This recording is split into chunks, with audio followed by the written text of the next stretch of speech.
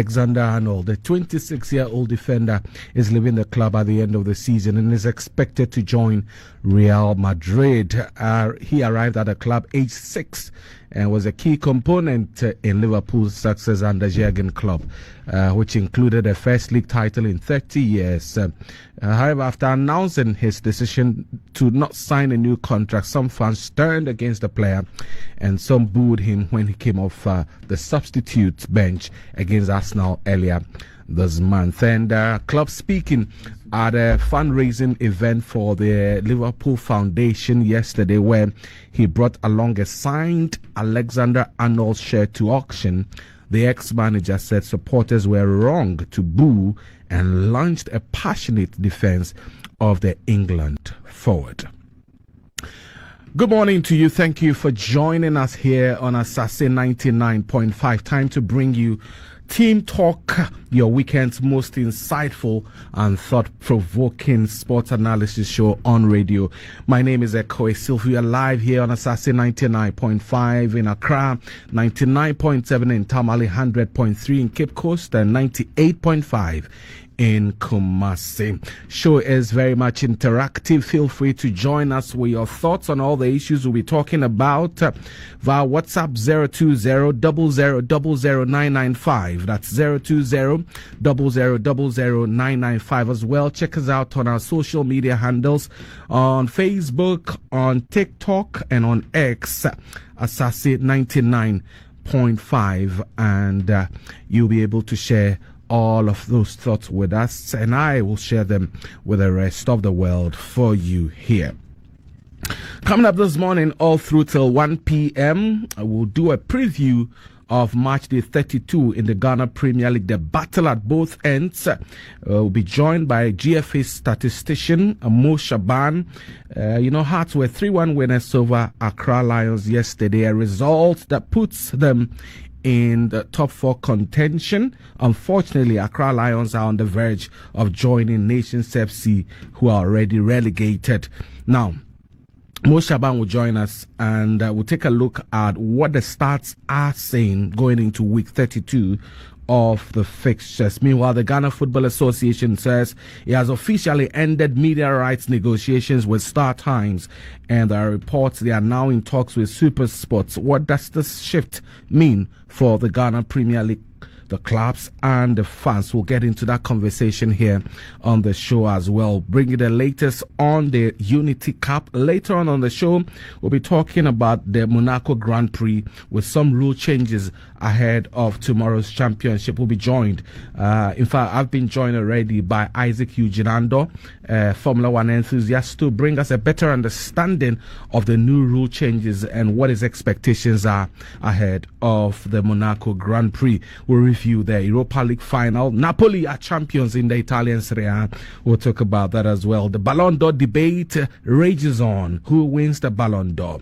Ousmane Dembele, who has an opportunity to stake a claim to that title in the final against Inter Milan. There's Lamine Yamal, the Barcelona superstar, Raphinha, and then Mo Salah. In fact, Mo Salah has won the Premier League Player of the Season. Mo Salah has won the Premier League Player of the Season for the second time. He won, and he's decided. In fact, the votes were actually decided from the public, combined with those from a panel of football experts, having also claimed it in the 2017-2018 campaign. So it is the first time since 2018-2019 that Manchester City player has not won the award. Well, we'll get into that conversation as well. And then I have an exclusive interview with a rising star lighting up the Canadian football, Amare Boateng, born to a Ghanaian father and an Italian mother. He scored 22 goals for the Whitecaps London in Canada. He joins us via Zoom with his dad. They are based in Canada. We'll be talking about that. And in the NBA, Pascal Siakam also scored 39 points as the Indiana Pacers beat the New York Knicks 114-109 to go 2-0 up in the Eastern Conference Playoff Finals. We'll bring you some more on that as well. So as always, it's a packed show from now till 1 p.m. You have every good reason to keep your dials logged in here on Asaase 99.5 and across all the Asaase networks in Ghana. Prof. Jesse Amponsah is seated already. Of course, Isaac Eugene Andoh is also seated. We're expecting to be joined by Kwame Plaha and then the rest of the team, ably produced by Kelvin Saki. My name is Ekow Essilfie. Gentlemen, good morning and welcome to Team Talk. Good morning and thank you for having us. Good morning, good morning. Eugene, how are you? I'm good. Good to see you. Good to see you too. Right. Prof, it's been a long time. Ekow.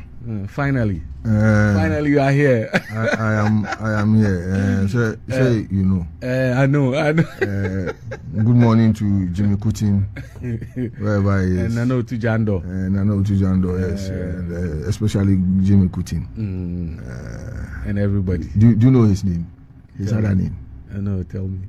Macadiviant. Where Machiavelli. Where from that name? Machiavelli. If I release the stories here, you people will run away. Machiavelli. The troubles he has given me. Good morning to Jimmy Kutin.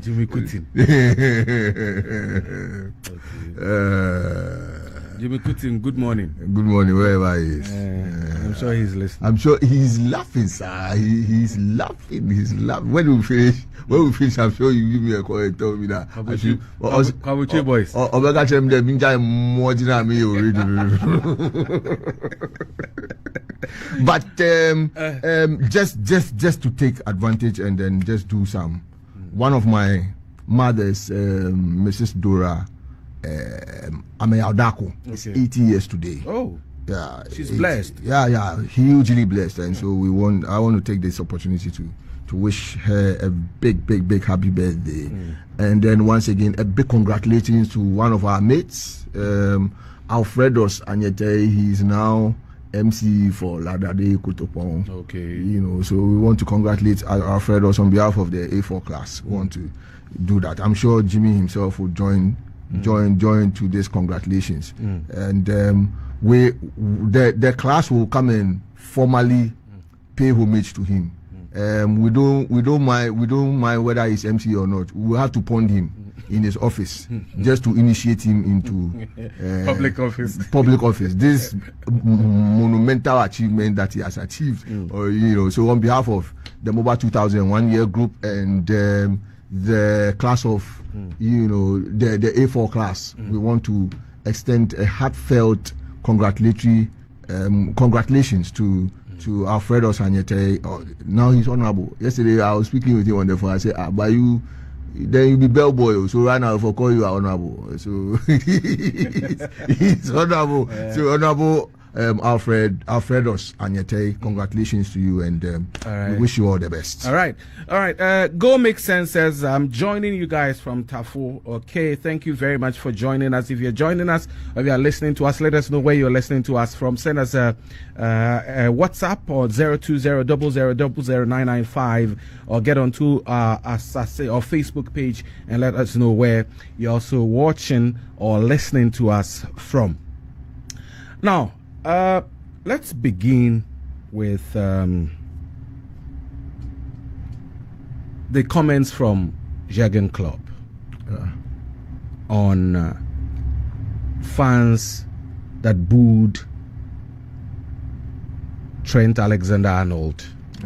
Yes, in the last game, in that game against Arsenal when he came on from the bench. Jurgen Klopp says he couldn't believe it and had to turn off his TV, and says the things that boy did for the club, if anybody was going to be angry about his going or leaving the club, it should be the people at the top. The owners. Yes, because he's going for free. The supporters should appreciate what the boy did. He says, I watched the game when he came on and I heard the booing. I'm so old, so I thought it might be my hearing. So I switched up the volume. I needed another 10 seconds to realize, and I switched the TV off. I honestly couldn't have been more disappointed in this moment. This is not us. 100% not us. I don't tell you, you should not be disappointed. You should not be angry. I tell you, don't forget. This club doesn't forget. Every day, he gave absolutely everything for this badge. After 20 years, he decided to wanted to go somewhere else. If somebody should be angry about this, it's the owners. But they are not.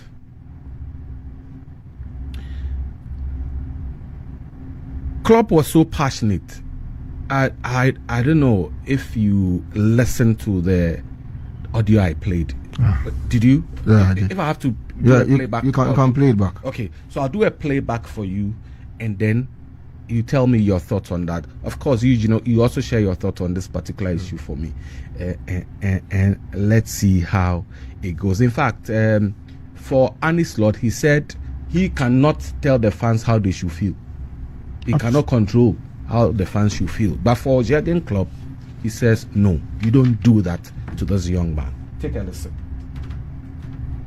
Tell you what you have to think, but I can't tell you what you think is wrong. So that's what I can, because I'm an old man and I don't waste time with hiding my opinion. So this boy with 18 years old, he scored a free kick in Hoffenheim. If he doesn't score that, we don't qualify for the Champions League. In the game against Barcelona, he did the most cheeky thing in the world and set up a goal for a 4-0, which a result in a game which will never happen again. I don't tell you you should not be disappointed, you should not be angry. I tell you, don't forget. Don't forget. This club doesn't forget. We are famous for not forgetting. We don't forget anything. We don't forget the good thing and we don't forget the bad thing, but we ignore the bad things and we remember the good things and improve as a group with that. And I tell you what, and that's now my thing, and I watched a lot of games, and I watched the game when he came on, and I heard the booing, and I said I'm old, so it might be my hearing, and I switched on the volume. That's booing. I needed another 10 seconds to realize and switch the telly off, because I honestly, I couldn't have been more disappointed in this moment. This is not us, 100% not. Be angry, don't understand it, whatever. This boy gave, and I was there every day. If he wouldn't have given everything, I would tell you now, but every day he gave absolutely everything for this badge, and now he decided after 20 years in his club that he wants to go somewhere else. If somebody should be angry about that, it's the owners, but they are not.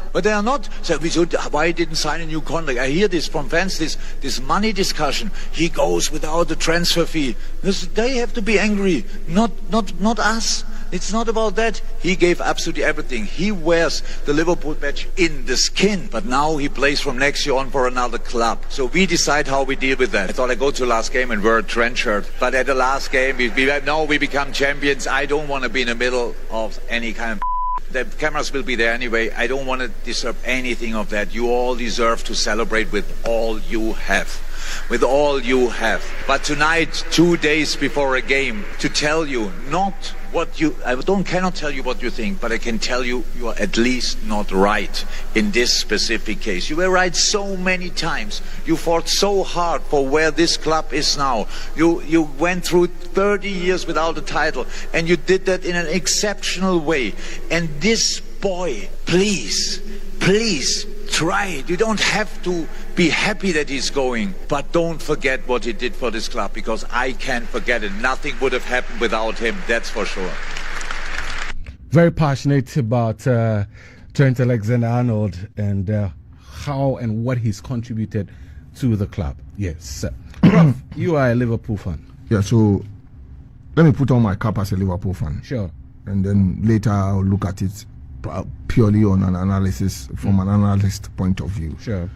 I think that Jurgen Klopp is no doubt one of the greatest managers that have managed Liverpool. There's no two ways about that. We dare say that the winning of this Premier League he can take part of the. It's not that he can take. He will take part of the credit, because in going he left a very solid team for Arne Slot to come and inherit, as compared to what he came to inherit in October 2015. There's absolutely no doubt about that. I think from a purely Liverpool fan perspective, you can understand the fans from a certain point of view, that they are pained that Alexander-Arnold has to go for free.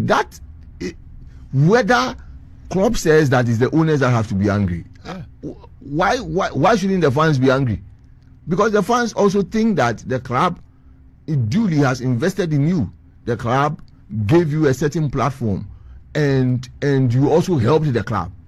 Bottom line is that, at least if you want to go, sign a new contract and let the club get something out of it. I mean, there's nothing wrong with fans feeling that way. Do you think the owners did enough to get him to sign a contract and he refused? But there was discussions. Mm-hmm. There were contractual discussions. Yeah. It's not like the owners were dealing. Why? Van Dijk signed. Mm-hmm. Mo Salah signed. Point is that all the three, the club was in discussion with all the three players. 2 decided to sign, 1 decided not to sign. So clearly, purely from a fan point of view, it will be. I mean, ask Arsenal fans when Mourinho was leaving; they were pained. So it's for such a key player to go to another club, and then the club not. And this is Alexander-Arnold, who went through our academy system. Clearly, so you can understand the fans up to a certain point that they are pained. Now, yesterday, was it Friday? Yesterday, so they are pained that the club didn't get anything. Absolutely. Okay. And they are, and look. True, I agree with Klopp that fans must be able to remember the good things, mm-hmm. and remember that corner and that picture he painted. I remember that corner kick, fantastic. That Raphinha free kick, and Trent Alexander-Arnold has come in for us at very, very sticky moments. He's done well, but you cannot also deny the fans of feeling that this gentleman. Yes, you might have done a lot for us, but at least you could have made the club earn some money to allow Real Madrid come and take you for free, a club that has money, and to come and take you for free like that. It's painful, and from the purely fan perspective, and I say fan perspective, it's painful. And it's not like all the Liverpool fans were the ones who. There are a section of the fans who feel peeved. There's no two ways about that. Now, clearly, look, from an analyst point of view, I put this Alexander-Arnold leaving for free squarely at the doorstep of the owners and the managers of the club. Now, where I will hold brief for them is this. When Michael Edwards left, Julian Ward came in, sporting director. He didn't spend more than a year. He also left, and then the club brought his friend. I forgot Schmaz. I said this German name. It's just escaped me. But if you look at, he came to spend like only 1 year. So for a period, there was no sporting director. Richard Hughes, Michael Edwards was brought back as CEO for football, Richard Hughes came in and around January. So then I am sure the owners were thinking that Klopp was going to stay. November, Klopp announces that he is not staying, and therefore it put the club in a certain precarious situation where Klopp was leaving. They needed to search for a new coach. They needed to first of all look for a new sporting director who will come in and then help search for a coach. They got the sporting director in Richard Hughes. He comes, takes over. Now had to look at a lot of things. Now he had to begin the search for a coach. Guest and his lot. They come in. They have to settle. They have to look at the summer that was coming. So there was a lot on the table for the managers and for the owners to think about. And I think that probably they might have thought that Alexander-Arnold being Liverpool being his boyhood club would understand all these things, and when they start, even if the negotiations started late, he will come around like the others came around. Look, Mo Salah is not. He doesn't come from Liverpool. Virgil van Dijk doesn't come from there. It is you, Alexander-Arnold. You come from there. So who better would have understood this situation? It should be Alexander-Arnold. But I say that the owners did not also do well by sitting down for the contract to run down. That's the point. So clearly, I agree with that bit. But I'm saying that with the situation, if they have any protest, they should protest against the owners. No, but I'm saying that with the situation I have painted to you, I've been very fair to the owners too. I've said that by 2023 November, Klopp had told them that he's not staying. Yeah. Schmadtke has his contractual period had ended. They needed to find a sporting director.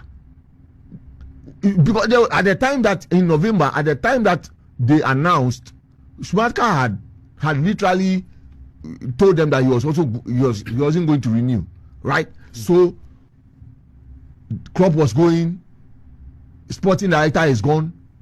Who negotiates with Alexander-Arnold? Nobody. Because we need to find and you find a sporting director.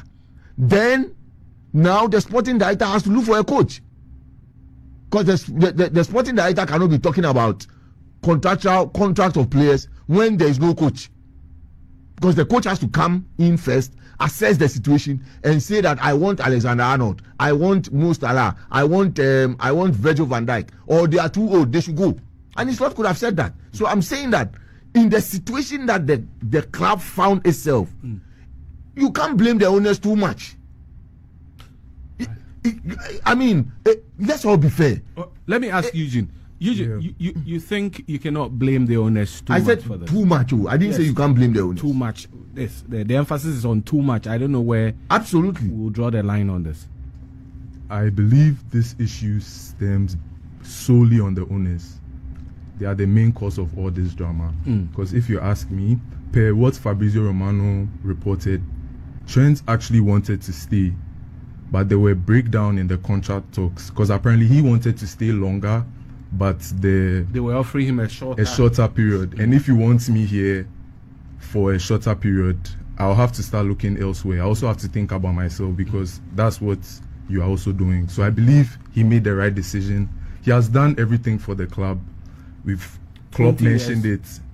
The free kick against Barcelona, that's a once in a lifetime chance. So I believe he's made the right decision. Right decision or not? Whether the right decision or not, we'll see. You go to Madrid, we'll see. We'll see whether you guys have started wishing him. No. You are not wishing him well. No. It's not about not. That's exactly what they are doing. They are paying his living. But you see, they are paying his living. See, the truth is this: Real Madrid fans will not accommodate his defensive mistakes like the way Liverpool fans did. That's a fact. If they go and play that mistake that he did against Manchester United in a game between in an El Clasico game, there's no way Madrid will tolerate that. There's no way Madrid will tolerate all those things. So he should go. I mean, nobody has said he shouldn't go. He's going to Real Madrid. We'll see what will happen. Wow. After all, there are examples of Liverpool. I know it's not Washe. Wow. Look. Steve McManaman, he said it publicly that the movement to Madrid was one of the worst career decisions he had to make, because at the time when he went, he got there, then Florentino Perez had won his first era as president, and he wanted to, put together the Galacticos. Yeah. He looked McManaman in the face and told him that he's not part of his Galacticos. The same Perez came for Michael Owen after he had won, what do you call it, the Ballon d'Or. We know what happened to Michael Owen when he went to Real Madrid. We know what they did after one season. So I mean, the examples are there for you to. That's what nobody. Exactly. I'm just saying that I haven't said anything. I've just painted a picture, giving you examples for you to appreciate. All right. There's no problem about it. If you are listening, give us your thoughts on this issue. Well, the Liverpool fans on the fan side, we haven't said anything. But you are saying it. We haven't said anything. All what we have done is to give examples of Liverpool players who have gone to that club and what has happened to them. That's all. And we are saying that Alexander Arnold should have picked valuable lessons and stayed home. That's all. All right, thank you very much on that. Feel free to share your thoughts on this matter with us via WhatsApp, or get onto our Facebook page. 020000995 is our WhatsApp line. On Facebook, it's Asaase 99.5. Let's get your thoughts on the issues we have been talking about. Now, to the next issue I want us to talk about. In fact, I mentioned that Salah has been named Premier League Player of the season. Ideally, we should have discussed Europa Final. It's part of it. It's in it. Yeah, it's part of it. I wanted it to be number one. I wanted it to be number one. It's part of it. But it's good that you want it to be number one. It's good that the two of you are here. It's good. I'm a host. United. We can have a very good discussion. I'm a host. I'm an analyst. Now two people are deserting. They are deserting. Who is deserting? Hey, failure indeed is an orphan. Ekow, hasn't you seen my Ajax jersey? Stop that. Now you are going to join Ten Hag. Okay, Ten Hag says he's going to Liverpool, so no problem. But it's very interesting that two people. One is saying he's an analyst. One is saying he's a host. Okay. Are we not? Oh no, we haven't said anything. No problem. Weren't you denying the EPL trophy? Which one? The EPL trophy you got 2 weeks ago. Weren't you denying it? Denying it as in what? The beginning of the season. It's not for us. No. But I was being realistic. I was being realistic. It's like I said you're going to impregnate someone and say the child is not mine. Truly, after few weeks, they will say banning your audio. No. You see, the point is that I was being very cautiously optimistic. I mean, behind the scenes, it didn't sound like optimism. No. Behind the scenes, Ekow will tell you that there was a particular weekend. I came here and I told Ekow that Charlie, we are winning the league. I said, Prof, and now I'll see him winning the league. Then I told him on air, that's my position. Cautiously optimistic. But boy, has the cup come home. We'll discuss all those things. I know. I relish that moment. I want to discuss. Who else better deserved the player of the season than Mo Salah? Absolutely. I think he's had a fantastic season. Mo Salah at 32 is playing as if he is 20, as if he is 25, and I think that one of the strategy that really helped him deliver this season was for Arne Slot to reduce his defensive duties. So it allowed him to conserve a lot of energy, and then once we won the ball from the back and the supplies came to him, he was 28 league goals, 5 more than anyone else, 18 assists, 6 more than any other player, and 2 off the record of 20 held by Thierry Henry and Kevin De Bruyne. This season also became the highest scoring overseas player in the Premier League history, overtaking Sergio Kun Aguero's 184 goals, and signed a new 2-year contract to stay at Anfield until 2020. And prayer is that he was also named Football Writers Association Footballer of the Year for the 3rd time, and he received more than 90% of the votes. So it looks like no one else came close, and he deserved it rightly, right? Yeah, I will give it to Mo Salah, right? You have to give it to him. Last, the Premier League, and then looking at the new boys. When Haaland came in, and many people were touting Haaland to come and seize Mo Salah's reign, also taking the shine off him, and then trying to instigate a move to Saudi from that because he's past his prime. And to give off a performance like this and also get a contract extension, which he had been yearning for at the right value, I think Mo Salah definitely deserves the player of the season for me.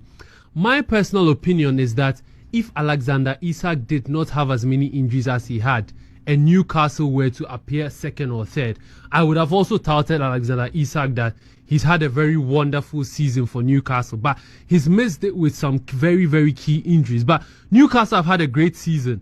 I've looked at him. I mean, I get the Mo Salah buzz. I don't take anything away from him because Mo Salah has constantly record setting. He's the man they can rely on in the big games, and he's shown himself time and time again this season. But I look to the Newcastle team from where they started, because as at the time they started this season, they started it poorly.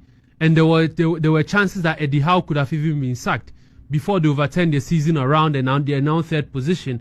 If they get a good result tomorrow, they could keep a Champions League place. I was watching Alexander Isak mature into the leader of the team in terms of the attack and also be the focal point. But he's been hampered by injuries. And we know whenever injuries come into the fore like this, best player status always goes out the door, right? And you look at the comparison to what exactly gives a great player or an MVP in the EPL this season, definitely goals, but Mo Salah's goals and assists are ridiculous, especially in both terrains. Goals and assists are ridiculous.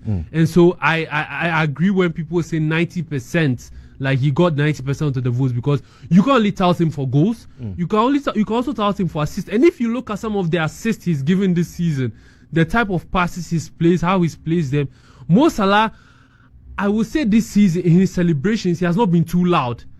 He has been very, very modest in his celebration, as opposed to the 3 seasons ago when Liverpool won the Premier League, and then he came up tops on the goal king chart. He has not been too loud, and you could tell that. I could tell a bit of psyche where I knew that the contract extension or leaving Liverpool had a toll on him. So his celebrations gave off a vibe that, yes, you can celebrate with me, but let's keep calm. He's been very calm this season. If you look at his demeanor, even in his goal taking, his willingness to even provide assist more, because that wasn't the usual Mo Salah. But just out of nothing, if I could put it in my words, this season he's looking to distribute goals. Are you impressed with his analysis, especially coming from a United fan? Especially coming from an analyst. What's that? Are you impressed? Of course I am. In One fact, of the honest Manchester United supporters you've ever met, right? that's where you want to be honest. Oh. But how have you made it on Manchester United? When you want to be mischievous, you can be extremely mischievous. But you see, I think I need to go over onto our Zoom line. I told you there is this young Ghanaian footballer in Canada. He's a rising star. He's lighting up the Canadian football. He stands at 2 feet inches and plays for the London Whitecaps. We're told he scored some 22 goals. And we want to find out. He has a Ghanaian father and an Italian mother. Okay. I want to find out a few things from himself and his dad. I'm sure we've been joined on the line by him. Hello, good morning, Amare. Hey, good morning. How's it going? Good morning, Amare. How are you? I'm good. How are you? Good. Good to have you. You're live here in Ghana on Asaase Radio. Yeah. All right. So, your your issues have come to the fore. A lot of Ghanaians wanting to know so much about you. Who is this guy, and all. For listeners who might be discovering you for the first time, how would you describe your football journey so far? Well, so I was born in Canada, obviously, and born in Sault Ste. Marie, Ontario. So I started playing there when I was young, and wasn't the greatest football, but I worked with it, and my dad noticed at a young age I had talent, so he just started trying to get me out there. Then finally, when I was 15, I was sent down to London Whitecaps, played with them, they liked me, came back for the tryout and made it, and then ever since then I've been playing with them, and it's been a good journey so far. Amare, you of course, Boateng is a Ghanaian name. Tell us about your background. Where in Ghana are you from, and how has your heritage influenced your football career? So, I just noticed you're wearing a Black Star jersey. of course, Good to see. All right, so tell us about your Ghanaian heritage. so I'm obviously Ghanaian on my dad's side, and I have a few cousins on that side, and I love the heritage, honestly. I love the food, I love the celebrations, the traditions, all of it. The soccer is my favorite part of it, though, so it's good. It's good to be Ghanaian. I love it. Have you been to Ghana? Not yet. My dad's trying to get me to go, so we're working on that, but we're open soon. Yes, you mentioned the role your dad played in unearthing your talent, knowing that you have that. Beyond that, what kind of support has he been giving you from both parents? My parents have been my number one supporters. They've done everything for me, like traveling hours to bring me to games, practices, missing work to bring me to games and stuff. They've just done everything, paid for my stuff, everything. They've always been there, supported me, motivated me to be better, and they get me going every day. It's hard to be away from them, but they're there to support me, so it's good. Right. Now, you're making waves with the London Whitecaps in Canada. What's the experience been like playing there, and how would you assess your performance this season? So last season, we started off strong, and it was definitely good. We had a good team. And going into the second half of the season, we ended up having a little bit of not the best, I don't know how to explain it. We weren't doing very well, and we ended up dropping in the table. So it was nice to see that. And then, so in the off season, our team kind of picked up. We started training harder, picked up some new players. And then going into this season, it's been very good so far. We started off with 2 wins, and we just won a tournament. And for me, my season's been going very well compared to last season. I'm already in 2 games, already at 5 goals, so I'm pretty impressed. What's the level of the competition like in Canadian football, and how is it helping shape you and grow you as a player? So recently, as you can see, there's lots of footballers from Canada going to the pro leagues, making their debuts in the Premier League, League One, everywhere, honestly. And yeah, it's just inspired me to become better and grow and develop as a player, seeing that Canadians can make it to the Premier League, for example. And yeah, that's my dream. So it's nice to see that Canadian footballers are playing in all these big leagues. And it honestly gives me hope for myself, and I think I can do it. Talking about dreams, let's talk about Ghana. If you had the opportunity, all right, many young players of Ghanaian descent dream of playing for the Black Stars or any of the junior national teams. Is that really a goal for you? And if given the chance, would you choose Ghana over another national team? 100% I would choose Ghana, because it's just been my dream to play for them. I'd love to represent my African heritage, and yeah, that's my dream. I want to play for Ghana. Well, so you choose Ghana over any other country. How would 100%. how would your mom take this? That you will not play for the Italian national team, or I think she'd support it. Honestly, she'd just be proud of me, but she'd be a little bit like, "Hey, if Italy were to call, why not?" But I think Ghana is who I want to play for. So. right. So, listeners, I'm talking to Amare Boateng, and Amare is born to a Ghanaian father and an Italian mom. Is a footballer in the plays for the London Whitecaps in Canada. And he's joined us this morning as we take a look at his career and where he has gotten to. How many goals have you scored this season? And what's your position for those that are listening to you for the first time? What position do you play? How many goals have you scored? And how old are you? So I'm 17 years old. I'm born in February 2008. So, and I'm a striker, but I can also play on the wings or even in the middle. But mainly striker because I'm a big guy. I'm pretty fast, and I know how to finish. So, and this season we've only played 2 games because our season is the opposite of the Premier League. For example, we go into the summer and we're all the way into October. So we played 2 games. And I have 5 goals in 2 games. And we also went to a tournament, and in 4 games I had 6 goals. So pretty solid. Wow. Quite phenomenal. Good to hear that. Have you been approached by the Ghana Football Association or any of the youth national teams? I haven't yet, but I think the call's coming, so I'm waiting for it. I'm working hard, and I'm determined to play for them. So.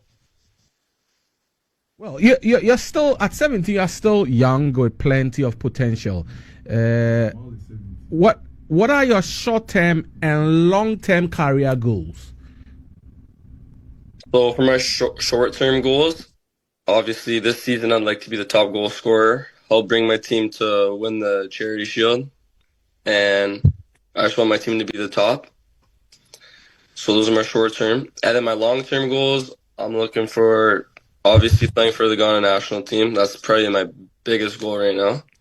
And then also playing in Europe or getting signed to a university in America. Those are also 2 other options I'm looking for. And I think I can definitely do it. I'm working hard every day. And I'm very determined and committed to soccer. It's like my life now. So that's all I do. Are there any European clubs or leagues that you would prefer or dream of playing someday? Well, I'm a Manchester United fan, so I'd love to play for Manchester United. But to help bring the glory days back, right? Yeah. I'd love to do that, yeah. So, yeah, Manchester United is probably my number 1 option for a European club I'd want to play for because I support them. And other than that, though, any club, like, honestly, playing in Europe is just anyone's dream. It's just, like, I'd love to do that. So, which aspect of your game do you think that you need to improve upon? And do you have an agent or a management team? Something I'd like to improve on is probably maybe my touches, my dribbling. I'm usually put on a through ball and I just finish, or on a header. I'm a pretty good dribbler, but I could work on it definitely.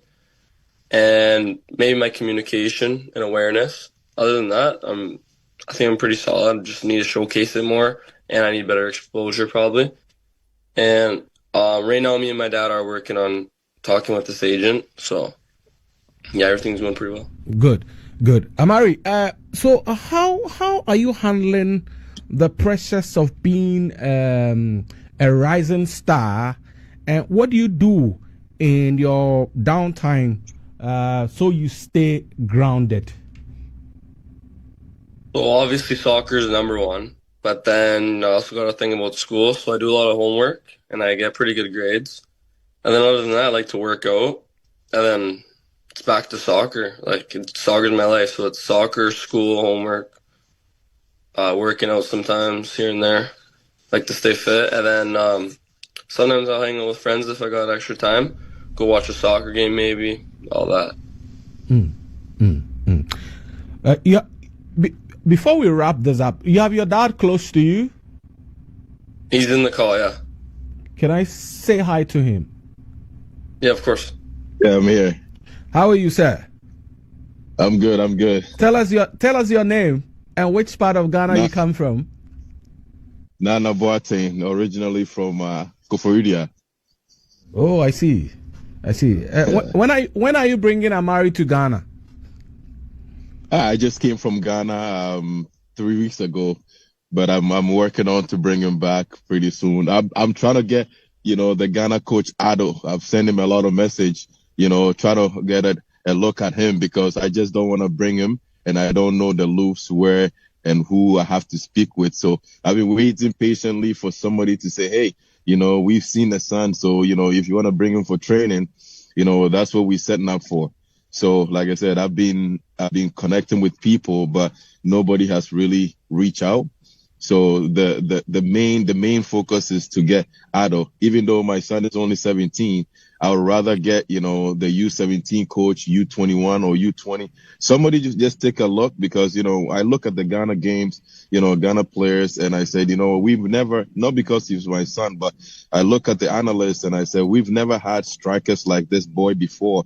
We always have, average height 5'9", 5'8", Asamoah Gyan and all these guys. But, this is a rising star who have a definite, a different style of play. And, if a coach gets him and build around him, I think it's going to be a phenomenon. He can play mid.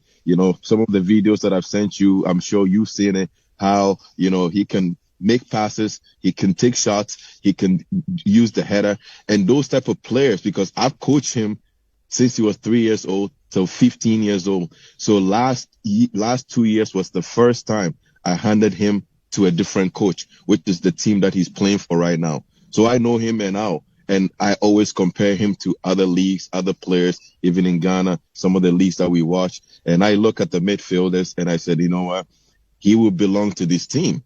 But it's just a matter of who is going to scoop him up, who is going to, get him to come in and establish himself, to who is going to get him to the training. That's all we're looking for right now. So the goal is let the Ghanaian people, spread the word. He's a young talent. He's hungry. He's ready to go. And he's taking every team he's been on his back. Since he was 3 years old and he started playing the game, at the 5 years old, he started playing the leagues, that I've coached. And, they used to call him the goal scoring king. He has eye for goal. And I was a striker too. I played for Ghana Secondary School until I came here at the age of 17 years old.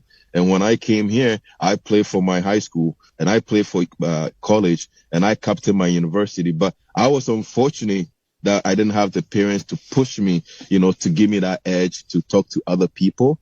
So I couldn't do that. But now I get to know a lot of things to be able to push this boy over the limit to where he wants to be. Fantastic.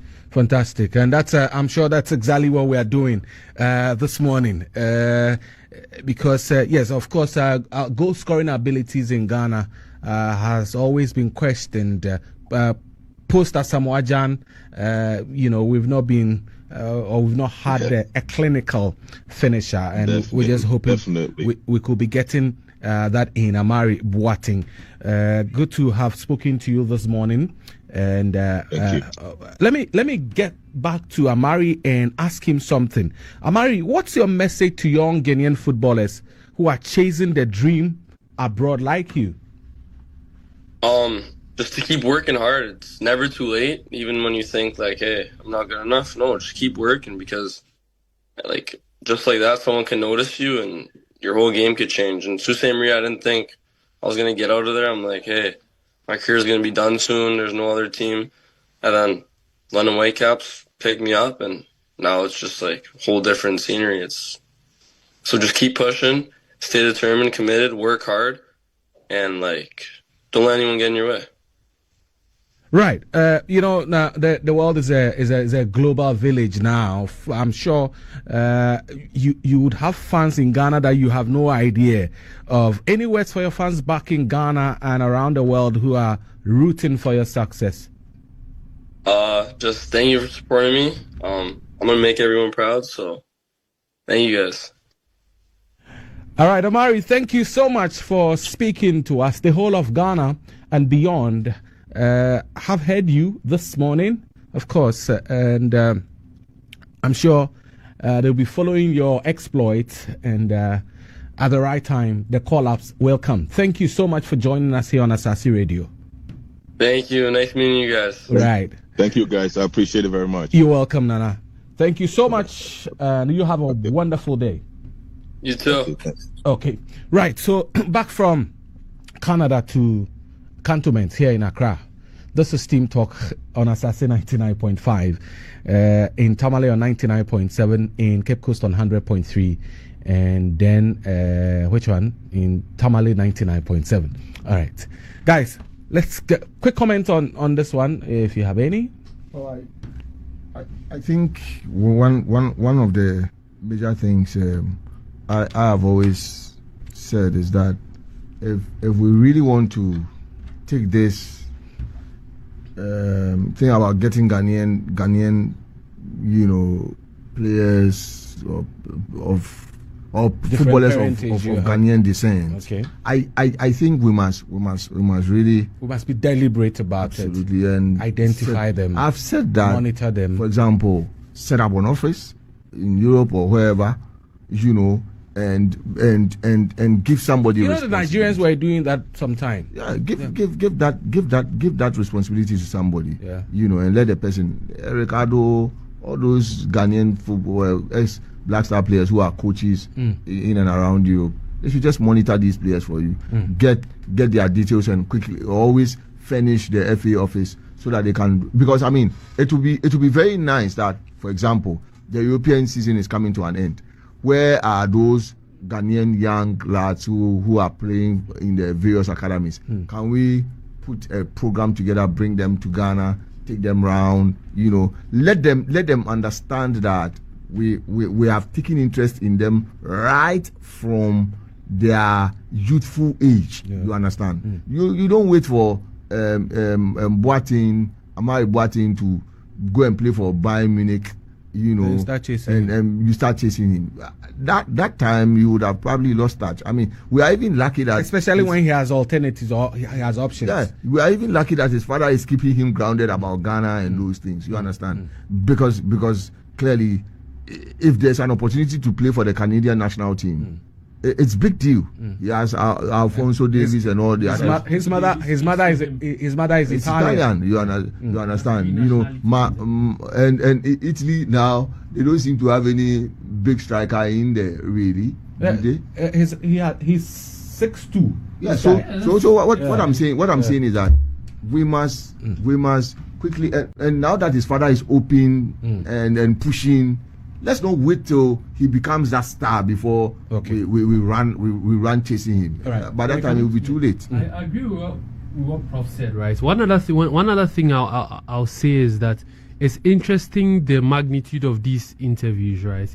Because sometimes your path to the big leagues or your mainstay will not exactly come in black and white. Yeah. You come to opportunities like this, and then focus will be where are his tapes, where are his videos. Yeah. Let's see how good his positioning is, his play, how his reading of the game. Because if you can understand what he said, he quickly mentioned some of the weaknesses he's working on. Yeah. This shows a very level-headed, teachable young talent, right? And for someone who's looking to strike and also be a top striker or even be a part of the front line, it's a very good attitude he has, which are part of the intangibles teams and players or even coaches look at in picking up a player. So I think as a ripe age of 17, it would be good for the connoisseurs of the Ghanaian football, even other top leagues, to take a look at him and see what can be pushed out. Because till when the MLS started and then they started bringing players into the Premier League, you find it interesting, like a guy like Christian Pulisic. If you do not watch him in the MLS, you wonder how you survive here. You see other players like John Duran and the rest, when they were brought in, you don't know, but you see the impact they have. So it doesn't even matter where you start from. If you have the traits to survive in the big leagues, you can always blossom there. Right. Thank you very much. Let's move on from there and talk about other issues. Of course, Napoli have won the Scudetto.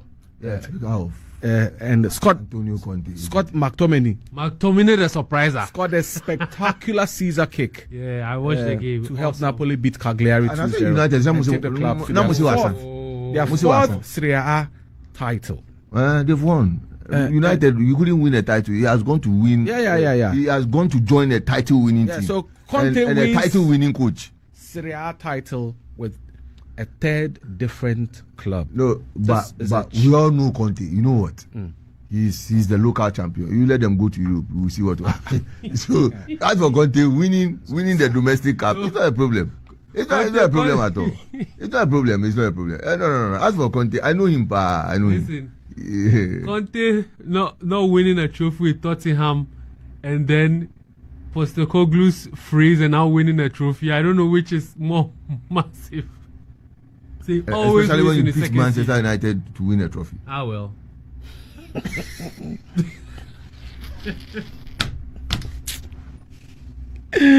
All right. Okay. Right. So you want us to go there, but we'll go there. We'll talk about the But why? we'll talk about the Europa League Final. We'll talk about that. the first item on the table. Oh, so now you want to show me my job no, too? I haven't. Okay, so let's talk about it. What is that? What is that? Everybody knows that Spurs have won it. What is there to talk about? I don't want props. There's something to talk about. What? Okay, talk about it. You alone, Per, will talk. Nobody will interject. Nobody. How? I'm giving you 5 minutes. How United lost this thing? It's quite shocking. Because the way Amorim is that his name? Amorim. The way he was going, with the Europa thing. Look at how he dispatched Athletic Bilbao. And it was looking like they were on the verge of, they were on the cusp of really bringing the Europa trophy to Old Trafford so that the people at Old Trafford can be happy. I just couldn't believe it. That 2 minutes more. That. So, but this Australian coach, how he pulled it off, that's beautiful. But again, I think congratulations to Tottenham and for what they have, this massive achievement. It's a massive achievement. No two ways about that. This massive achievement to have beaten United. Wow. But what? United? I can't believe it. Anyway, we hope that the players they are hoping to buy, they'll be able to buy them so that they'll cause more problems for them. Now Cunha is coming. Jokeres, I don't know if Jokeres will want to come and join.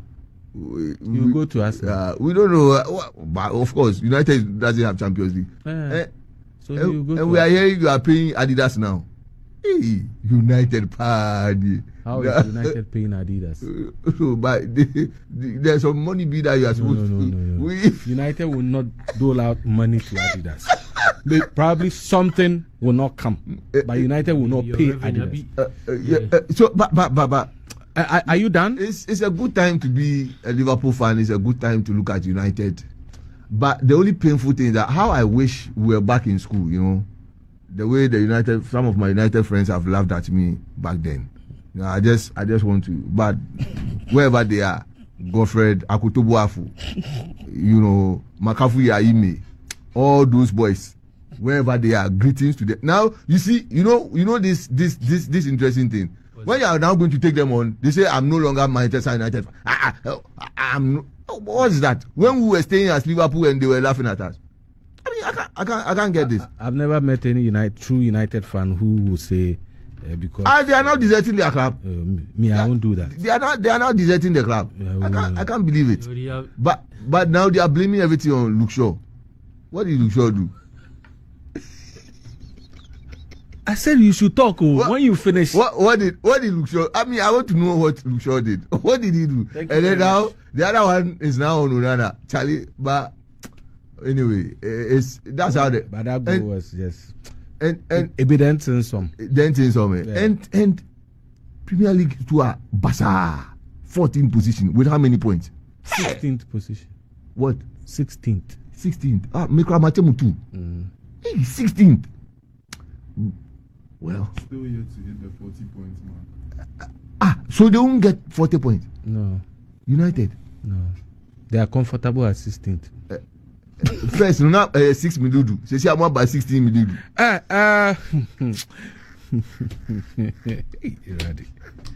It no be nothing. It go be. What a good time to be a Liverpool fan. It It's go a be. good time. It go be. Now, Vets is coming. oh, Vets. yeah, I'm reading that. Yes, I'm reading. We'll hit the transfers shortly, but let's do. I'm already salivating. Let's do Formula One briefly, and then we'll get back to the Ghana Premier League, and then touch on the games that are happening across Europe before we wrap things up here. Ronaldo could play in the Club World Cup. I'll tell you why. He could be playing in the Club World Cup. So just stay here. It's okay. Let's do Formula One now. And my Formula One rep is already seated. His name is Eugene Andoh. Oh, okay. Yeah, Eugene Andoh. He's seated already. We are talking about the Monaco Grand Prix. And we are told there have been some rule changes and all of that. I want him to give us a better understanding of those ones going into tomorrow's watch party. Tomorrow's watch party is at the Labadi Beach Hotel, right? Okay, so we'll talk about that. But let's look at some of the changes that we could be seeing in the Monaco Grand Prix. Eugene, welcome once again, and talk to us. So, what are we expecting? What are some of the changes that have gone into this particular Monaco Grand Prix? Okay, so we are going into the 8th race of the season, which is at Monaco, a street circuit. Very difficult for overtakes, but it's always exciting because of the fashion and glamour aspect to that F1 side. Okay. So looking forward to this race. One notable change has been the FIA demanding or instructing every team to do a mandatory 2 pit stop. That's to make the race more exciting, because it's very difficult to overtake on this circuit. So usually whoever qualifies first ends up winning. So if we say pit stop, what are we talking about?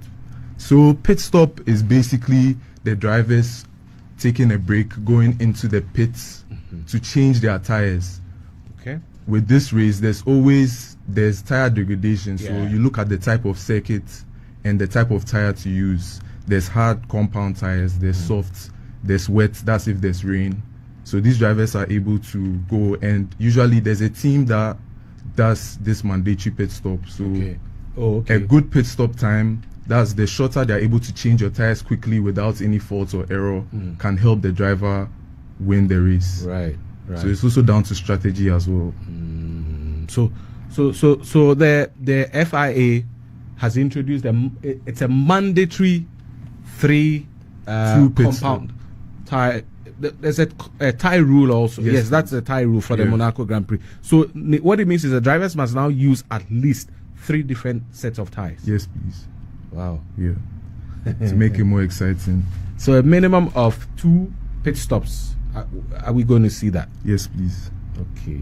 Apparently, if you don't, you are going to get a 30-second penalty as well. So every driver will have to do that. What was the rule in the past?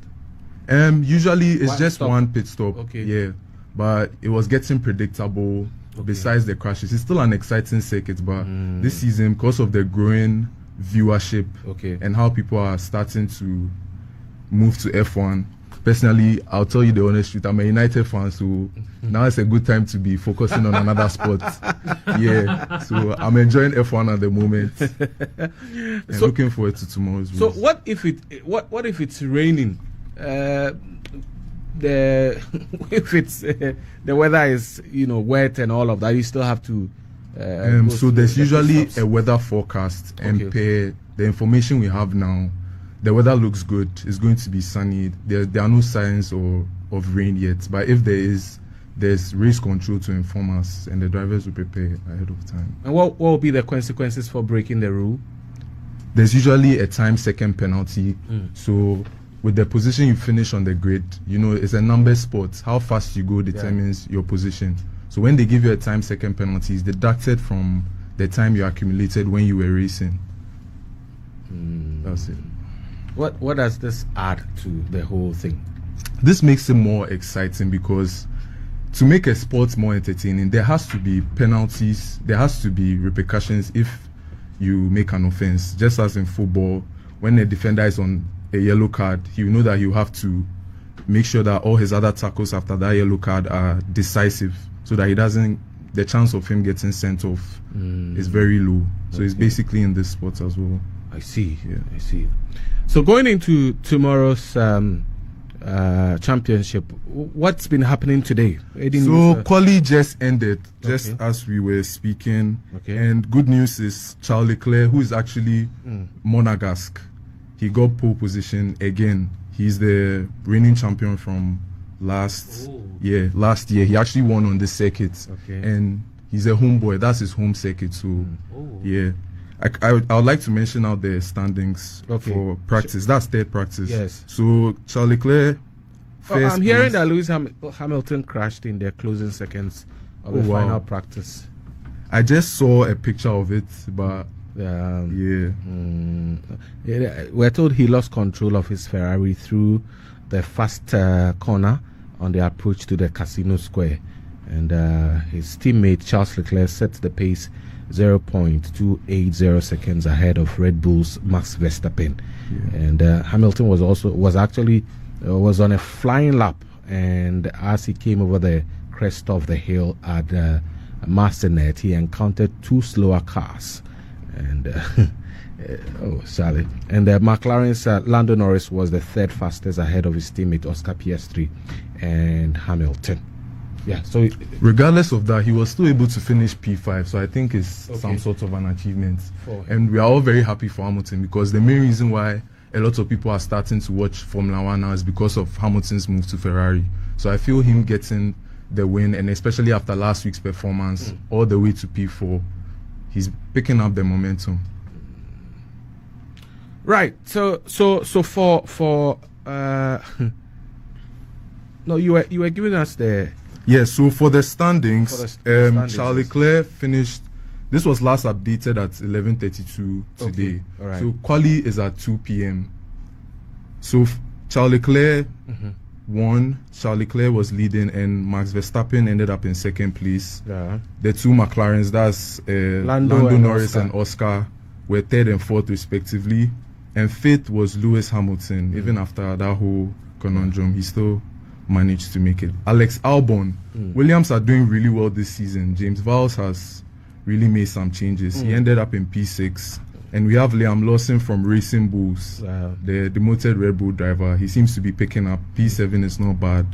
Carlos Sainz, also another Williams driver. I think Williams are the dark horses this season, because to finish in 6th and 8th for practice is also good. Yuki Tsunoda in 9th place. That's the second Red Bull driver.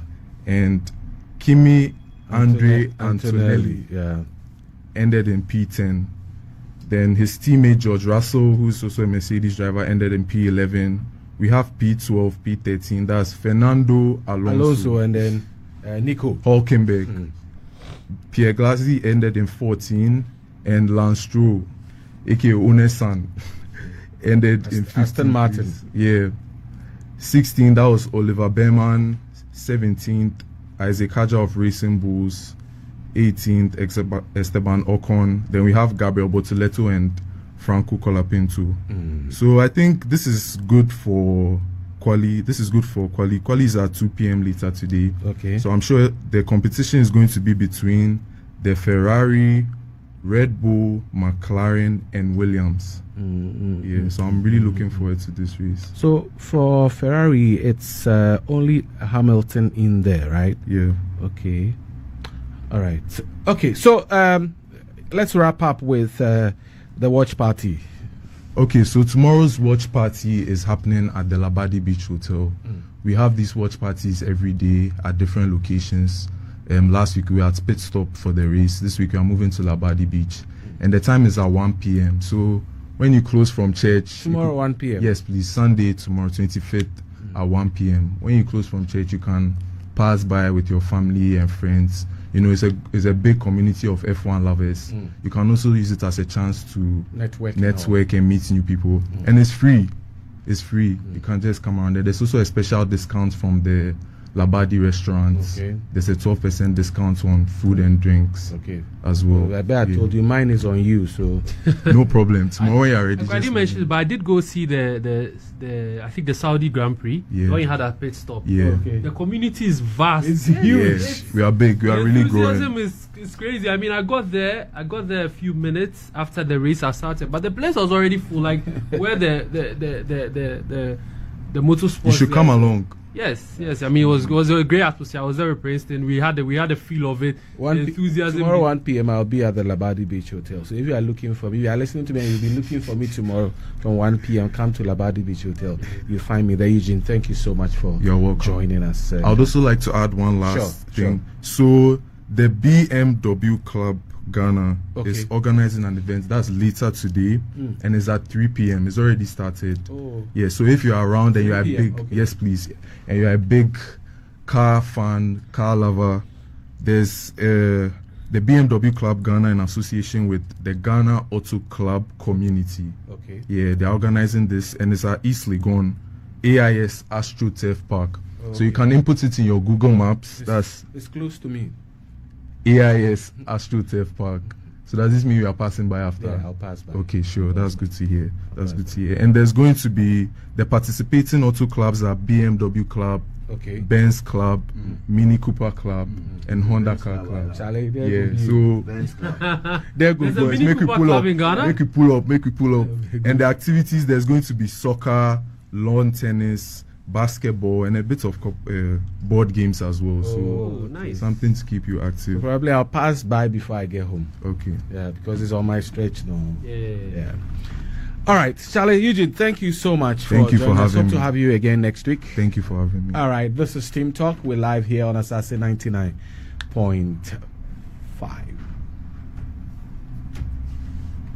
Season like this and winning big trophy, so this is I would say my best chance to get it right now while I'm in the club, because you just had that crazy season with the trophy. That's give me a good chance.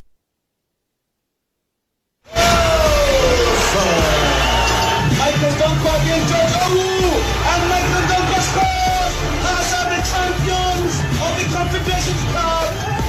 Glorious Stars have lifted the trophy. I have wrestled with an alligator. I've murdered a rock, injured a stone, hospitalized a brick. I'm so mean I make medicine sick. A new world record for Usain Bolt. Lionel Messi! Oh my goodness! Lionel Messi! Superhuman!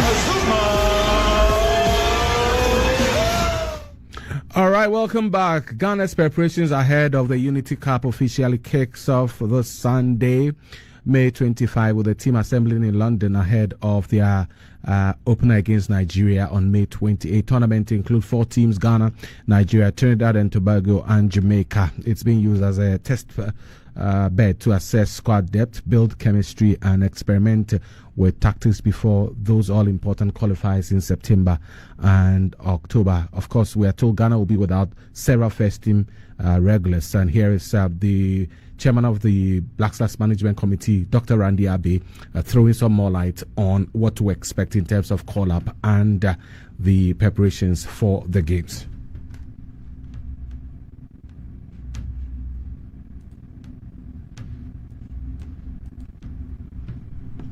And has given us his program. I think that team will assemble in London on the 25th, and they would have 3 training sessions before our first game on the 28th against Nigeria. There are quite a number of players who are injured. I'm sure that you follow the news, so you know they are injured. There are a few who are also engaged in qualifying games for Europe, and so their clubs will not release them. Mind you that this period is outside the FIFA free period. And so for those whose leagues will still be in session and they are still in contention, they might not be available, plus the injured players.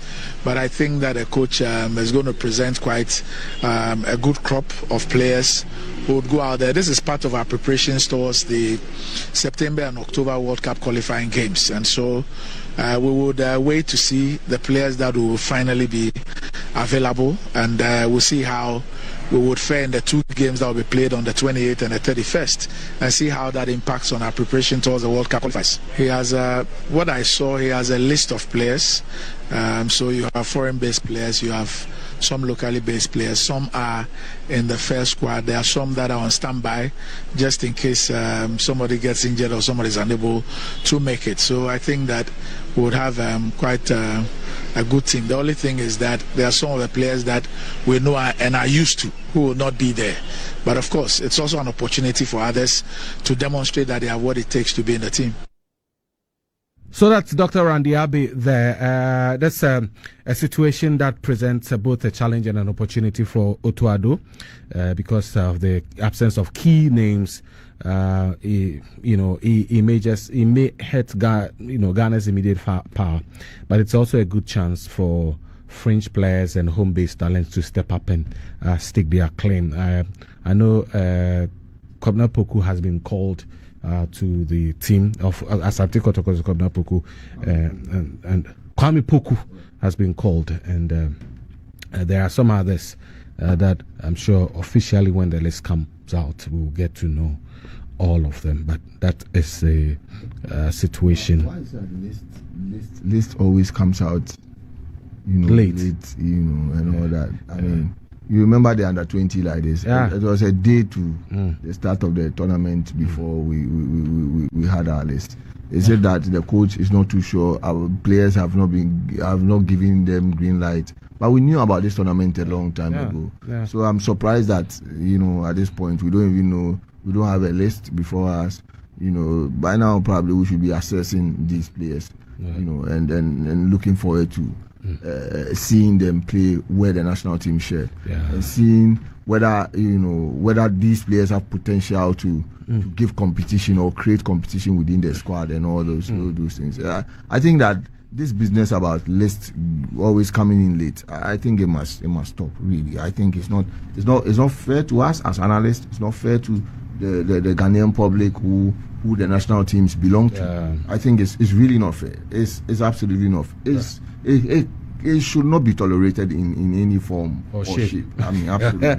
Thank you, Eugene. I agree with him 100%. And just to add to his points, I believe the sports ministry should really take this seriously. Right now, there's a pool of young players, like the gentleman we just interviewed, which a perfect example is what Hansi Flick has done with these Barcelona players.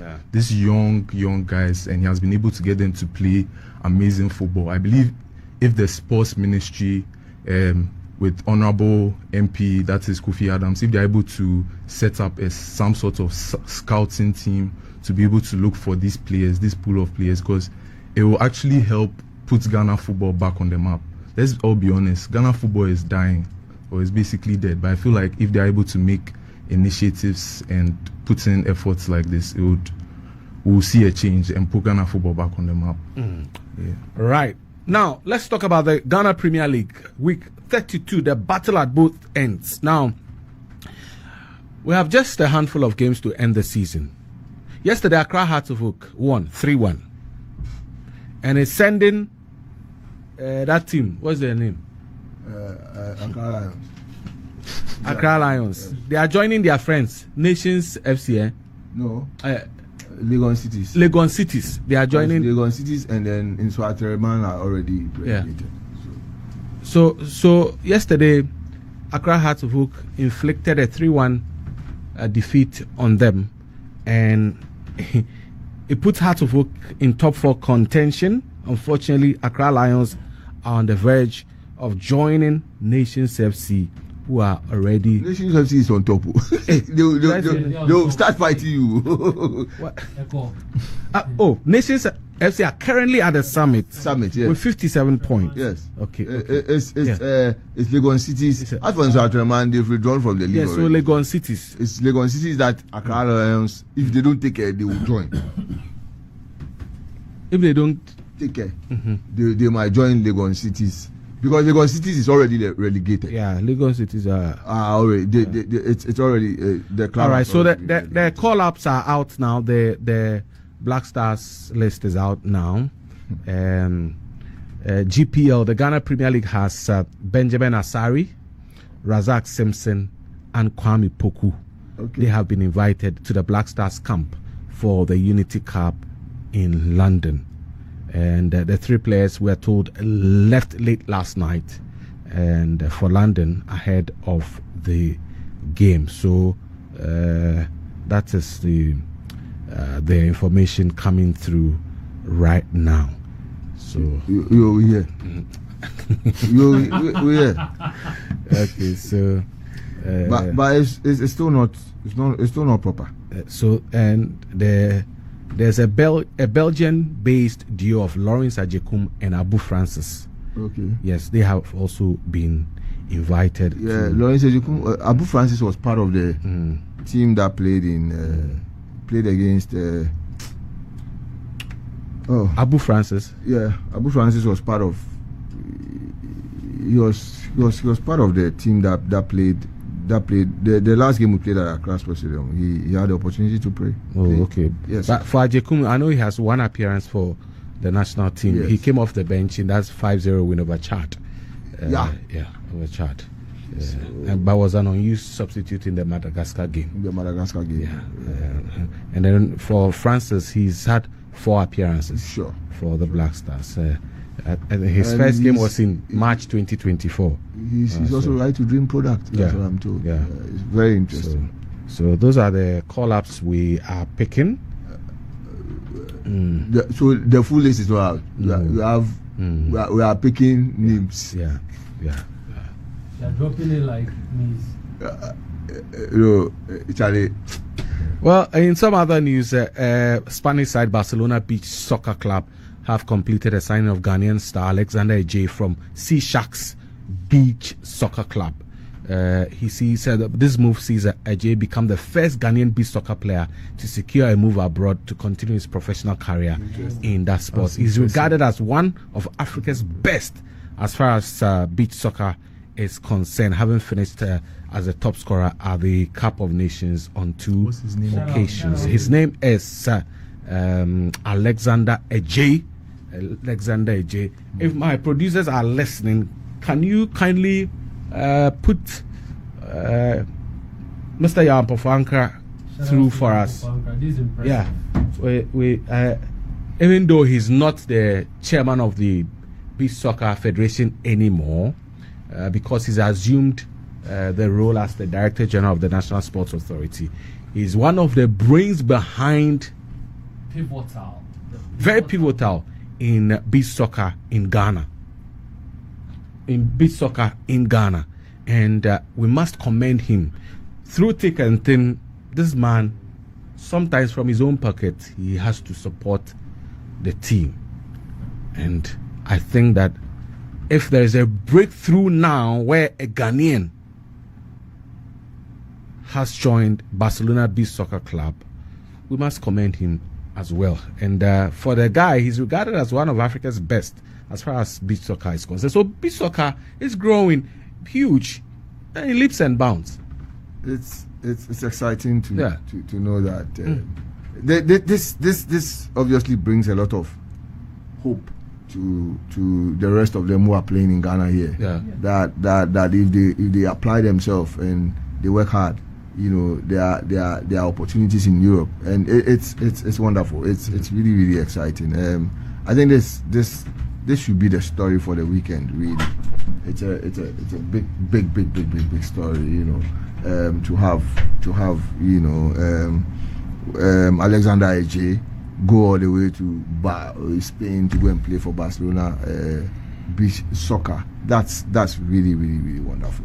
Again, quite interesting. So what it means is that Barcelona has other they are ventured into other sports, basketball, all those things. So it's a sporting, and so our clubs who call themselves sporting clubs, they should start. I'm saying our clubs who are calling themselves sporting club, Asante Kotoko Sporting Club, House of Oak Sporting Club, they should now begin to look at owning. There are no beach soccer. There's no beach in Kumasi, so I'm wondering what. But it's not bad if we keep the team somewhere that there are beaches around. But it will be, as for us, they have no choice than to have a beach. A beach could be a beach soccer setting could be artificially created. I know, but the point I'm making is that, but Kumasi, we don't have beaches, so we are away. But I'm saying that the clubs who are calling themselves, Midema is also sporting club. The clubs who call themselves SC, they must live up to their name and then begin to. But I think that it's a big. Yeah, it's a huge coup for me. It's a huge development. And the Brazilian coach of the Barcelona Beach Soccer Club, Leo Braga, has confirmed that AJ will be part of his squad for the upcoming Spanish beach soccer season. This is wonderful. It's really wonderful. The opportunities which come out of these things. It's expected to bring a new dimension to, that's why we need to have a personality profile of Ajay, see how his career started in beach soccer. It's the reason why I would love to speak to Yao on him. He's now in the limelight. This is awesome.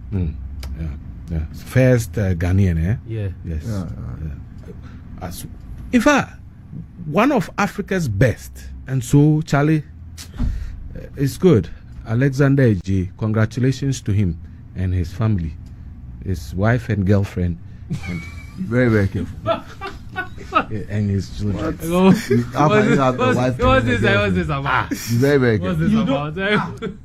He did not grant this interview. He did not grant this. Take a listen. If you haven't heard someone who has a wife and a girlfriend before, take a listen to this. Premiership Man of the Match, Mohammed Anas. Congratulations, Mohammed. Thank you very much, and I thank Almighty God who is above. I always wish to win one of these, and I got it. So thank you very much for this, for giving me this, and I appreciate my fans also. My wife and my girlfriend. My wife. Yeah, sorry to say, I'm so sorry. My wife, Lizzle, I love you so much. Aya, I love you so much from my heart. You see, before she became a wife, she was a girlfriend. So maybe there's a mess up. But where I can't defend this, he said my wife and.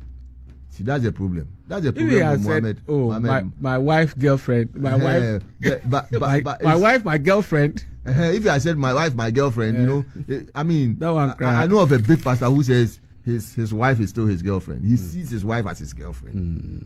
So there's that one they wouldn't have been, but the end. Okay, we'll try and raise Amponsah on the line, but as we wait to do that, let me quickly run through the Matchday 32 Ghana Premier League and how the situation looks like now. There's very little separating the top four. Hearts of Lions and Asante Kotoko are tied at 54 points, sitting in third and fourth place respectively. That means just 3 points separated the top four teams, making this one of the most tightly contested finishes in recent memory. Mo Shaban is expected to join us in the last 10 minutes, so we'll see once we are able to establish contact with him. He will tell us what the situation looks like going into this round of matches. Midiama, they've slipped slightly, now sitting fifth with 50 points, while Hearts of Oak, in fact, Hearts, after their win yesterday, moves to fifth position on the table. And at the bottom of the table, Legon Cities have already had their fate sealed with relegation confirmed. They remain 17th with just 25 points, just above Accra Lions, who are sitting in that Navy 16th place on 35 points, dangerously close to the drop zone with 3 matches to go. And they have 2 matches. They have 2 matches to go. Yes, and so that's they lost their last game. Yeah. Now, away from the GPL, in fact, we cannot move away from it, but I'm tying in this. the GFA has officially ended media rights negotiations with StarTimes. And we are picking reports that they are in talks with SuperSport. StarTimes have been the official broadcaster of Ghana's domestic leagues for several seasons, bringing live matches, highlights, and all of those exclusive content to viewers across the country and even beyond. While StarTime helped improve coverage and consistency, there were growing concerns about low broadcast quality at some venues. There were limited reach across the African continent, insufficient revenue flow to clubs, and perceived undervaluation of the league's market worth. Okay. So, going to speak with SuperSport. Now, the ramifications there, we'll talk about them. But entering SuperSport, is that a strategic move?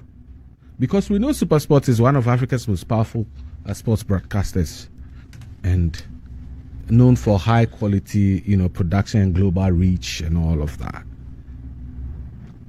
And once they are able to get SuperSport, it means that it will elevate the Ghana Premier League status, no doubt about that.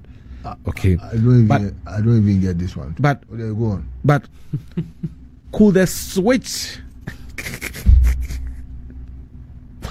What? Okay, so what if it doesn't happen? Now you have ceased the negotiations with StarTimes. What if it does not happen that you're able to, get SuperSport? Let me ask: is this a leak or what? Where did this information come from? Is it from the Secretariat? Which one? This thing with SuperSport. Did they give a press release? No.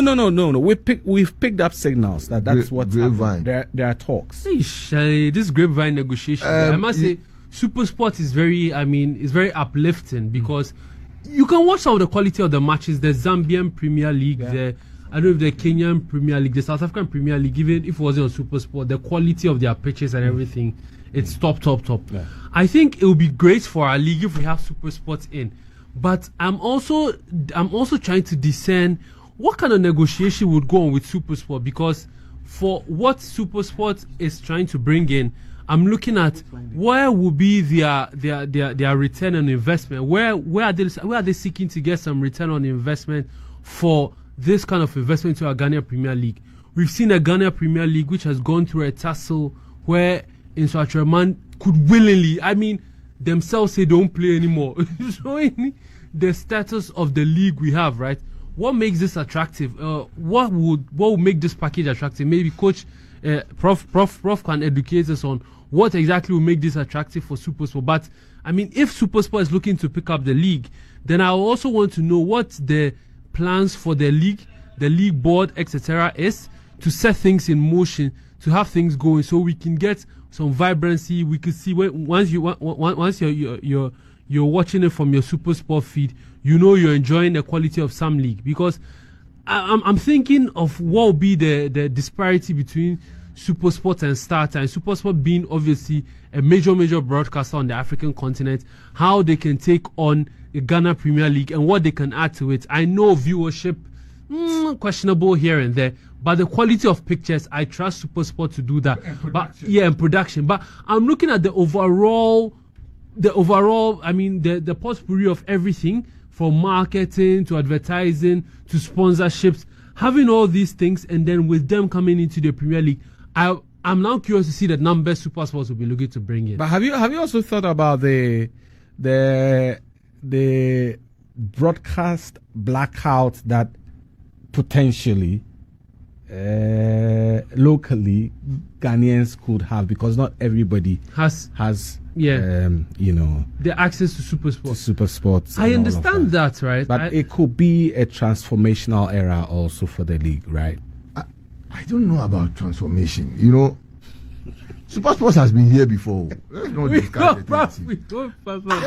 not discuss the thing as if we haven't seen SuperSport come. They've handled this league before, and they went away. It's not like Ghana, sort of said that they have been able to build our league for us up to a certain point, and therefore we want more money, and they decided to walk off. So bringing them back again. Now, where they left off, where they left us, and where we are now, are we better off? That's an important question to ask. Okay. Are we better off? The previous amount of money that they were paying, would they pay even that same money to us today? They'll pay more. Oh. They'll pay more. I expect that. No, it's about how you have been able to grow the league. Yeah. So, But haven't we I'm coming. You remember the last super clash that Super Sports did for us at the Accra Sports Stadium? It was massive. The fans were there. The same super clash at the Accra Sports Stadium this season. Can you compare the two? No. So it means. But doesn't that also call for the yearning of a brand like Super Sports? No, but it's not about. Because I'm thinking that Super Sports coming in can make it attractive for people to want to go to the stadium. No, you see, let's go down slowly. I'm just saying that from a negotiating point of view, how are you going to demand that Super Sports should give you the previous money that they were giving you? Even assuming they won't, that's my starting point. I'm saying that. Okay, because for you, the league hasn't been grown properly. Absolutely, but that is not for me. That's the fact. The fact of the matter is this: that I just compared the last super clash that Super Sports gave us. It was a massive production. People were the fans were there. The ambience was properly created. It was lovely. Everybody. I mean, it was. I think that game there was another big English league game alongside, and Super Sports pulled off a great production for us. I'm saying that the same venue, we had the same super clash this season. Yeah. And when we finished the game, in fact, people were complaining. It brought out the discussion about how we can get our fans back to the stadium. In fact, I happened to have participated in a discussion that Friday. Yeah. In a discussion where Dr. Ernest Cranton and Aminu Shado, the three of us were on another platform discussing these matters. So I'm saying that from that point, it's as if we are going to co-opt Super Sports to come on. That's how it's looking like. Now, if you come asking me to come and cover your game without the other way around, I'll give you. I will put a value on your league, which is not supposed to be so. So again, this business about clubs not getting money out of StarTimes and all those things. Clearly, the question will be that under Super Sports, would the clubs be better off? Would they be better off in terms of the TV rights money that will come? So there are questions to ask, and you see, if you haven't grown a product very well, if you haven't been deliberate about growing a product, and you go and beg somebody to come and help, you see that all of us around the table, what all of us are excited about is Super Sports should come and then to uplift the image of the league. Is that not it? Yeah. So which means we are even admitting in the first place that the image of the league has gone down. So then if I'm Super Sports, that's a perfect negotiating point for me. Then I'm going to give you $1 million, or I'm giving you this amount of money. If you like, take it or leave it.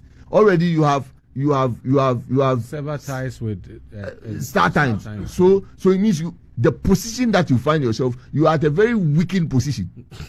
So this will be a fantastic time for if I were running Super Sports and looking at this thing. I mean, that's a perfect time to come and pick a league and then run with the fact that it is Ghana, and try and not use current performance, but try and use the past to try and then rally around and then try and get some Ghanaians to buy more of my decoders and all those. So I think that it'll be interesting.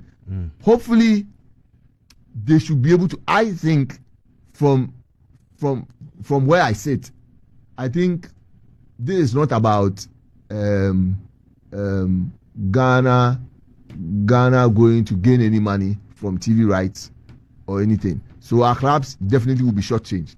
But I hope when Super Sports comes, we will not come back to this table and then have the discussion about, oh, Super Sports, the money they are giving us is paltry. It is this and that. Even GTV, or let's get the local, radio, TV, television stations to come together, and they'll be able to, and then give it to them for free so that they can market our league for us. Again, when there's a big Kotoko hard-to-work game and you can't see it on your local TV, huh? Mm-hmm. So there are consequences.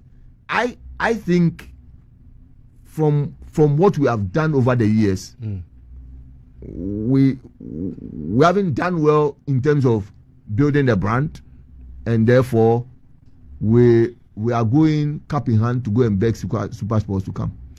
All right, Eugene, quick comment. I would like to confirm. So has StarTimes officially left, or is at the end of the season? No, we've abrogated. GFA says don't work with StarTimes again. No. It's not StarTimes left. GFA said don't work with StarTimes. Okay, so if you ask me, I think the GFA shot themselves in the foot with this decision, and Super Sports is going to have the upper hand because they should have secured the deal before moving. If you ask me, right now they will be handicapped, and whatever deals Super Sports comes in, they will have to take it, whether they like it or not.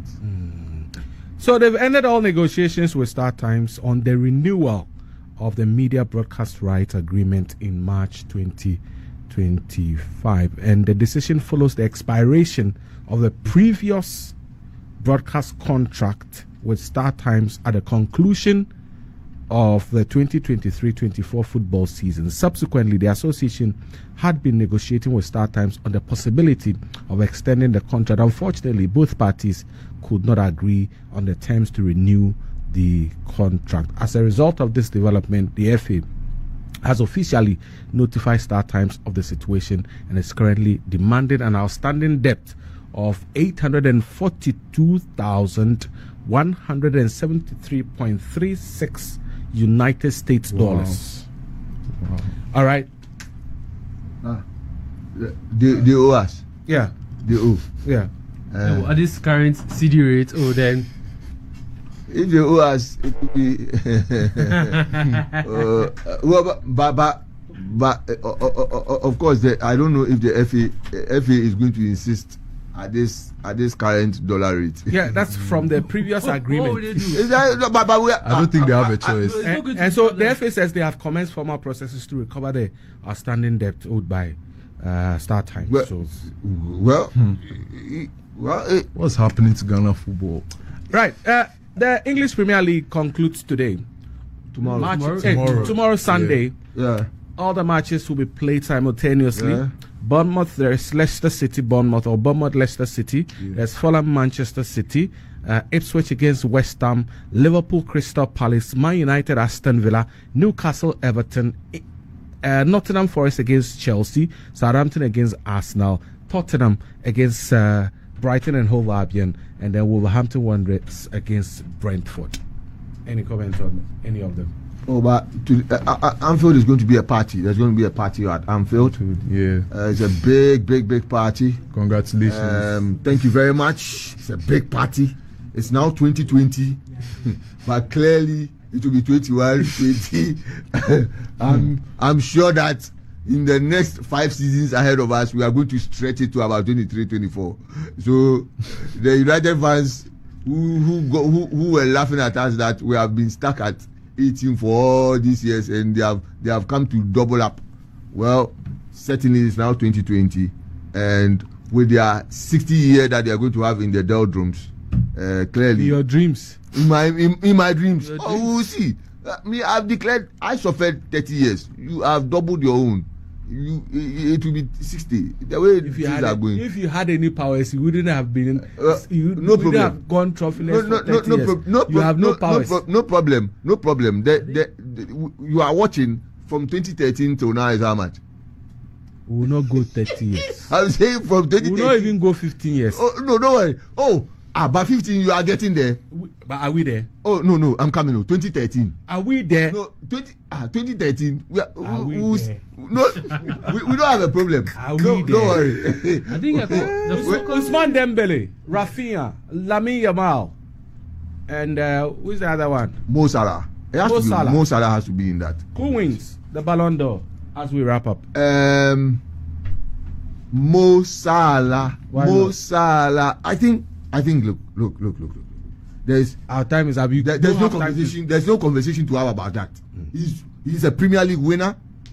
Let the Champions League people win, and then let them come and let's maybe have that conversation. Lamine Yamal could have a stake at it. Which Lamine Yamal? Ousmane Dembele, if Ousmane PSG win the Champions League. Fantastic. I like the if. Yeah, which they'll win. Oh, of course. That one. I'm We'll be backing here it. next week to dissect that. No, Because I'm backing that's where the it. action is. Thank you for watching. Like, comment, share, and subscribe.